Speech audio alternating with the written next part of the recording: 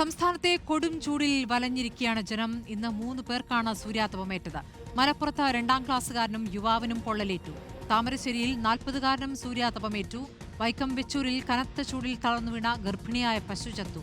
Ultraviolet സൂചിക ഉയർന്നതോടെ 4 ജില്ലകളിൽ orange അലർട്ടും 7 ജില്ലകളിൽ യെല്ലോ അലർട്ടും പ്രഖ്യാപിച്ചിട്ടുണ്ട്. പത്തനംതിട്ട, ആലപ്പുഴ, കോട്ടയം, ഇടുക്കി ജില്ലകളിലാണ് ഓറഞ്ച് അലർട്ട്. പ്രതിരോധ നടപടികൾ ചർച്ച ചെയ്യാൻ മുഖ്യമന്ത്രി വിളിച്ച യോഗം അല്പസമയത്തിനകം ചേരും. ആദ്യം മുബഷീറിലേക്കാണ്. മുബഷീർ, സൂര്യാതപമേറ്റ ഇന്നിപ്പോൾ മലപ്പുറത്ത് ഒരു കുട്ടിയടക്കം കൂടുതൽ പേർക്ക് സൂര്യാതപമേറ്റിരിക്കുന്നു. കഴിഞ്ഞ ദിവസങ്ങളിലും സമാനമായ സംഭവങ്ങൾ ഉണ്ടായി. അപ്പോൾ ഈ മുന്നറിയിപ്പുകൾ അവഗണിക്കുന്നതാണോ പ്രശ്നമാകുന്നത്? എങ്ങനെയാണ് ഒരു കുഞ്ഞിന് സൂര്യാതപമേൽക്കുന്നത്? അതായത് സ്മൃതി, മലപ്പുറം ചെമ്മാട് നഗരത്തിൽ ബസ് കാത്തു നിൽക്കുന്ന, മാതാപിതാക്കളോടൊപ്പം ബസ് കാത്തു നിൽക്കുന്ന 8 വയസ്സുള്ള കുട്ടിക്കാണ് സൂര്യാതപം ഇന്നലെ ഏൽക്കുന്നത്. ആ മേഖലയിൽ ബസ് കാത്തുനിൽക്കിടെ കുട്ടിയുടെ കയ്യിൽ ആദ്യഘട്ടത്തിൽ ഒരു മുറിവുണ്ടാകുന്നു. വീട്ടിലെത്തിയതിനു ശേഷം അത് കുമിളകളായി മാറുന്നു. പിന്നീട് അത് വലിയ കുമിളകളായി രൂപപ്പെട്ട് പൊട്ടിയതിനു ശേഷം മുറിവായി മാറി എന്നുള്ളതാണ് രക്ഷിതാക്കൾ തന്നെ പറയുന്നത്. വലിയ രൂക്ഷമായിട്ടുള്ള ചൂടിനെ തുടർന്നുണ്ടായ സൂര്യതാപം തന്നെയാണ് അതിന് കാരണം എന്നുള്ളതാണ് ഡോക്ടർമാർ പറയുന്നത്. കുട്ടിയുടെ ആ കയ്യിൽ മുറിവേറ്റത്തിനെ തുടർന്ന് നീറ്റലും വേദനയും ഉണ്ടായിരുന്നു എന്നുള്ളതാണ് രക്ഷിതാക്കൾ ചൂണ്ടിക്കാണിക്കുന്നത്.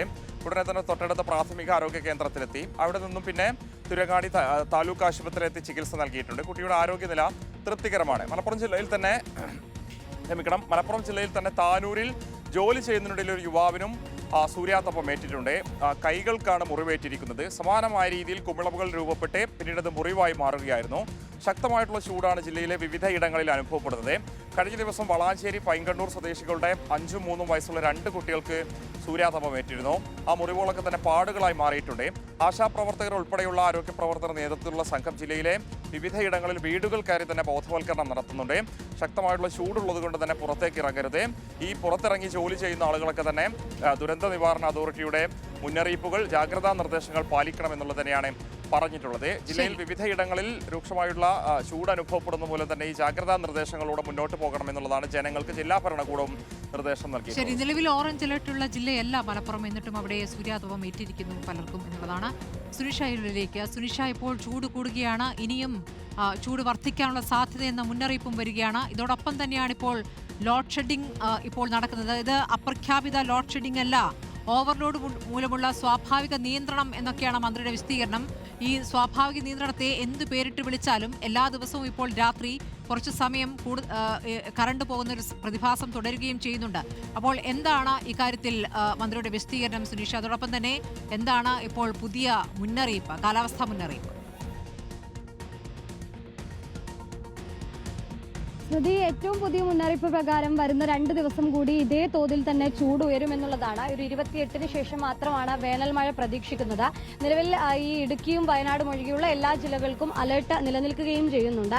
ഈ പറഞ്ഞതുപോലെ അൾട്രാവയലറ്റ് സൂചികയും ഉയർന്നു നിൽക്കുന്ന സാഹചര്യമാണ് നിലവിലുള്ളത്. അത്തരത്തിൽ 4 സ്റ്റേഷനുകൾക്ക് ഓറഞ്ച് അലർട്ട് നൽകിയിട്ടുണ്ട്. പ്രധാനമായും കോന്നി, ചങ്ങനാശ്ശേരി, ചെങ്ങന്നൂര്, മൂന്നാർ, അങ്ങനെ ഇടുക്കി, പത്തനംതിട്ട, കോട്ടയം ജില്ലകളിലാണ് നിലവിൽ ഇപ്പോൾ അലർട്ട് നിലനിൽക്കുന്നത്. ഒപ്പം 7 ജില്ലകൾക്ക് യെല്ലോ അലർട്ട് കൂടിയുണ്ട്. ഒരു പ്രധാനപ്പെട്ട പ്രശ്നം UV ഇൻഡെക്സ് ഉയരുമ്പോൾ അത് സൂര്യാതപം ഏൽക്കാനുള്ള സാധ്യത കൂടി ഉയർത്തുന്നു എന്നുള്ളത് തന്നെയാണ്. ഇപ്പോൾ ഒരു ഇടത്ത് ഈ അലർട്ട് ഓറഞ്ച് അല്ല എങ്കിൽ പോലും അവിടെ സൂര്യാതപം ഏൽക്കാനുള്ള സാധ്യത കൂടുതലാണ് എന്നുള്ളത് കാലാവസ്ഥാ കേന്ദ്രം പറയുന്നുണ്ട്. അതുകൊണ്ട് തന്നെ ജാഗ്രത എല്ലായിടത്തും ഒരേ രീതിയിൽ തന്നെ വേണമെന്നുള്ളതാണ് ഏറ്റവും പ്രധാനപ്പെട്ട കാര്യം. പുറത്തിറങ്ങുമ്പോൾ അടക്കം അതീവ ജാഗ്രത, മുൻകരുതലുകളെല്ലാം പാലിക്കേണ്ടതുണ്ട്. ഇപ്പോൾ ഈ ഉഷ്ണതരംഗ സാധ്യതയടക്കം നിലനിൽക്കുന്ന ഒരു പശ്ചാത്തലത്തിലാണ് മുഖ്യമന്ത്രി വിളിച്ച ഉന്നതതല യോഗം നടക്കുന്നത്.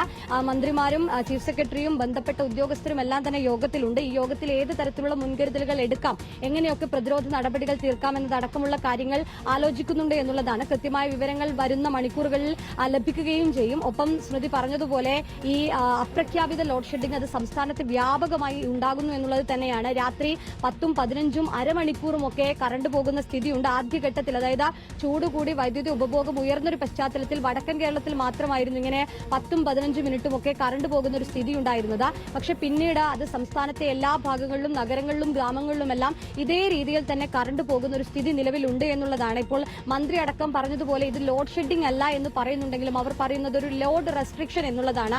അതായത് ലോഡ് കൂടുമ്പോൾ അത് ഒഴിവാക്കാനായി, ഇത്തരത്തിൽ ട്രാൻസ്ഫോമർ അടിച്ചു പോകുന്നത് അടക്കമുള്ള കാര്യങ്ങൾ നടക്കും, അത് ഒഴിവാക്കാനായാണ് ഇത്തരത്തിൽ 10ഉം 15 മിനിറ്റും ഓഫ് ചെയ്ത് വെക്കുന്നത് എന്നുള്ളതാണ് വിശദീകരണമായി നൽകുന്നത്. പക്ഷേ സാധാരണക്കാരായ ആളുകളെ സംബന്ധിച്ചിടത്തോളം വലിയ ചൂടാണ്. ഈ ചൂടിൽ നിന്ന് രക്ഷപ്പെടാൻ AC യോ ഫാനോ ഉപയോഗിക്കുക ഉപയോഗിക്കാതെ നിൽക്കാൻ പറ്റാത്ത സ്ഥിതിയാണ്. അതിനിടയിലാണ് 15ഉം അരമണിക്കൂറും ഒക്കെ ഇങ്ങനെ കറണ്ട് പോകുന്നത്. അത് വലിയ പ്രതിസന്ധി ഉണ്ടാക്കുന്നുണ്ട് എന്നുള്ളതാണ് ഒരു വശം. പക്ഷേ KCB പറയുന്നത് ഇതേ രീതിയിൽ ചൂട് കൂടുകയാണെങ്കിൽ വൈദ്യുതി ഉപഭോഗം കൂടും, അത് വലിയ പ്രതിസന്ധി ഉണ്ടാക്കും എന്നുള്ളതാണ്. കഴിഞ്ഞ ദിവസം ഈ 250 മെഗാവാട്ട് വൈദ്യുതി വാങ്ങാനുള്ള ഒരു തീരുമാനം, ആ കരാറ് തീരുമാനിക്കുന്നതുമായി ബന്ധപ്പെട്ടുകൊണ്ട് റെഗുലേറ്ററി കമ്മീഷന്റെ തീരുമാനം ഇതുവരെ ലഭിച്ചിട്ടില്ല. ചില രേഖകൾ KCB നൽകുന്നതുമായി ബന്ധപ്പെട്ട തടസ്സമുണ്ടായിരുന്നു. അതുകൊണ്ട് തന്നെ അതും നീളുന്നത് പ്രതിസന്ധി ഉണ്ടാക്കുന്നുണ്ട്. ഇനി 29-ാം തീയതി 200 മെഗാവാട്ട് വൈദ്യുതി വാങ്ങുന്ന ഒരു കരാറിന്റെ കാലാവധി കൂടി കഴിയുകയാണ്. അങ്ങനെയാകുമ്പോൾ ഈ സംസ്ഥാനത്ത് ഒരു 600 മെഗാവാട്ട് വൈദ്യുതി വാങ്ങേണ്ട കാലാവധി കൂടി കഴിയുന്നു എന്നുള്ളതാണ്. അപ്പോൾ കൂടുതൽ പ്രതിസന്ധിയിലേക്ക് കടക്കും. ഒരു വേനൽ മഴ ലഭിച്ചില്ല എങ്കിൽ കൂടുതൽ പ്രതിസന്ധിയിലേക്ക് കടക്കുമെന്നുള്ളത് തന്നെയാണ്. പീക്ക് ടൈം ആവശ്യകത 6000-ഓടടുത്ത് തന്നെയാണ് ഈ കഴിഞ്ഞ ദിവസങ്ങളിലെല്ലാം ഉള്ളത്. പക്ഷേ ഈ കൊടും ചൂട് തുടരുകയാണെങ്കിൽ വീണ്ടും വൈദ്യുതി ഉപഭോഗം കൂടും. അങ്ങനെയാണെങ്കിൽ ഈ ലോഡ് റെസ്ട്രിക്ഷൻ എന്ന് പേരിൽ വിളിക്കുന്ന ഈ കാര്യം അത് അരമണിക്കൂറിന് മുകളിലേക്ക് കടക്കുമോ എന്നുള്ളത് തന്നെയാണ് പ്രധാനപ്പെട്ട ഒരു വിഷയം. ഏതായാലും എല്ലായിടത്തും വലിയ പ്രതിസന്ധി നേരിടുന്നുണ്ട് എന്നുള്ളതാണ്. സംസ്ഥാനത്തൊട്ടാകെ ഈ ലോഡ് റെസ്ട്രിക്ഷൻ അത് വ്യാപകമായി ജനങ്ങൾ വലിയ രീതിയിൽ പരാതിപ്പെടുന്നു എന്നുള്ളതാണ്. ഈ നിയന്ത്രണം ജനങ്ങളെ അറിയിക്കാതെയാണ് എന്നുള്ളതാണ് പ്രധാനമായും പരാതിയിൽ പറയുന്നത്. സുനിഷയാണ് വിവരങ്ങൾ നൽകിയത്. ഒപ്പം തന്നെ മുബർഷീറും അടുത്ത വാർത്തയുടെ വിശദാംശങ്ങളും സുനിഷ നൽകും. ചൂട് കൂടുന്നതിനിടെ പലയിടത്തും ലോഡ് ഷെഡിംഗ്, അപ്രഖ്യാപിത ലോഡ് ഷെഡിംഗ് ഏർപ്പെടുത്തുന്ന ജനത്തെ വലയ്ക്കുന്നുണ്ട്. നഗര ഗ്രാമ ഭേദമില്ലാതെ ദിവസം പല സമയങ്ങളിലായി വൈദ്യുതി മുടങ്ങുന്നുണ്ട്. എന്നാൽ സംസ്ഥാനത്ത് അപ്രഖ്യാപിത ലോഡ് ഷെഡിംഗ് ഇല്ല എന്നാണ് മന്ത്രി K. കൃഷ്ണൻകുട്ടി പറഞ്ഞത്. ഓവർലോഡ് ആകുമ്പോഴുള്ള സ്വാഭാവിക നിയന്ത്രണം മാത്രമാണെന്നും ജനം സ്വയം നിയന്ത്രിക്കണമെന്നും മന്ത്രി പറഞ്ഞു. മന്ത്രിയുടെ പ്രതികരണം കാണാം. 2 ദിവസം കൊണ്ട് പ്രശ്നം പരിഹരിക്കും, എന്നാൽ പ്രശ്നങ്ങളൊക്കെ കഴിയും. 2 ദിവസം ചെറിയൊരു ട്രിപ്പ് ആകലുണ്ടാവും, അത്രയേ ഉണ്ടാവും. പിന്നെ അന്നത്തെ ഒരു സാഹചര്യം നോക്കിയപ്പോൾ അതല്ലാതെ വേറെ വഴിയില്ലല്ലോ. ഇലക്ട്രിക് കമ്മീഷൻ എല്ലാം പരിശോധിച്ചിട്ടല്ലേ ചെയ്യാം. ഇപ്പോൾ നമ്മൾ പ്രോഫിറ്റിലാണ് പോകുന്നത്. ഇതുവരെ ചരിത്രത്തിൽ ഉണ്ടാകാത്ത പ്രോഫിറ്റാണ് ഉണ്ടായത്. അതിൽ കമ്മി വരും എന്നുള്ളത് തന്നെ പ്രതീക്ഷയുള്ളൂ. അക്കൗണ്ടൊക്കെ നോക്കിയിട്ടല്ലേ പറയാൻ പറ്റും. ഓക്കെ, എന്തായാലും സ്വയം എല്ലാവരും നിയന്ത്രിക്കാൻ വേണ്ടി അഭ്യർത്ഥിക്കുക. ഓക്കെ.